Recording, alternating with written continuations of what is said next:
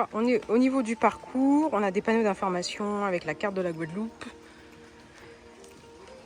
Des informations sur la deuxième chute du Carbet. Et là, des informations sur le Carbet, l'origine du nom, son histoire. Quelques informations aussi pratiques pour les randonneurs.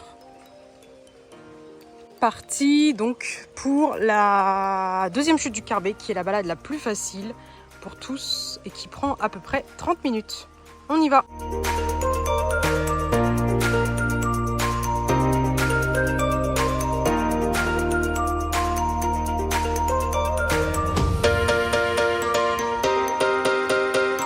Je trouve que vraiment les chutes du Carbet, c'est le lieu par excellence pour voir une bonne partie, en tout cas avec mon œil d'amateur, je vous le dis, une bonne partie du coup de la végétation de la forêt tropicale, très verte, avec bien sûr mes plantes favorites pour ceux qui commencent à connaître We Love Guadeloupe, ce sont les philodendrons que l'on voit donc énormément et avec différentes espèces.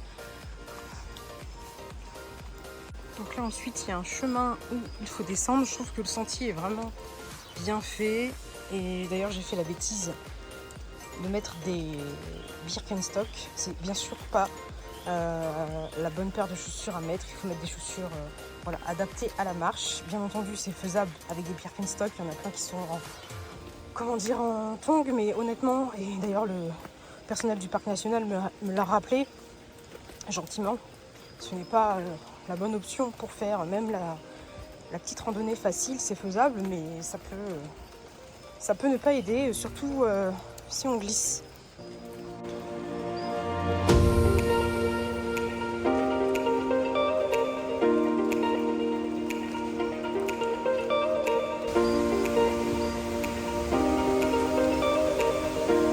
Regardez-moi ce verre, c'est absolument magnifique.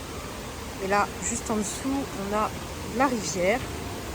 C'est l'un de mes endroits point de vue préférés ici, qui donne du coup sur ce chemin-là. Et je vous conseille de vous mettre ici, de mettre une personne où je suis actuellement pour vous prendre en photo. Je trouve ça très beau.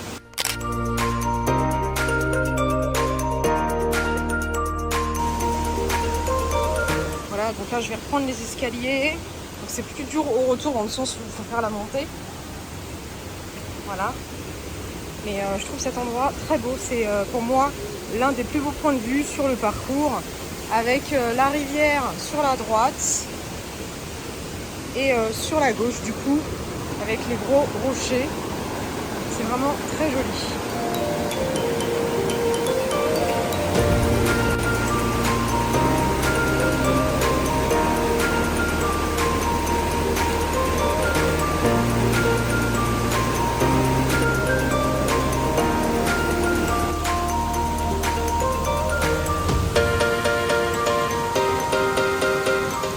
Voilà, on arrive et d'ailleurs il y a ces petites informations qui disent qu'il est interdit de franchir la barrière. Je vous le dis, il y a plein de gens qui le font, c'est interdit. Donc si jamais vous ne connaissez pas, ne suivez pas l'exemple. Là je vais vous montrer la deuxième chute du Carbet, on y est.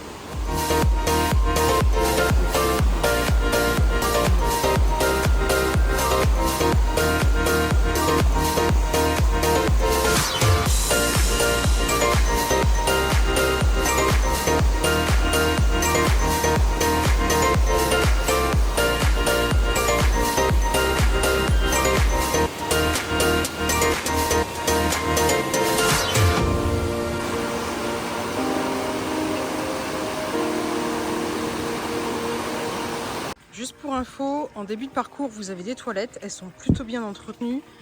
Donc n'hésitez pas à y aller avant et après, avant de reprendre la route. Et là, on a la vue sur du coup une chute. Mais on la voit plus. C'est hyper couvert. Normalement, on la voit là, à ce niveau-là. Donc là, c'est hyper couvert.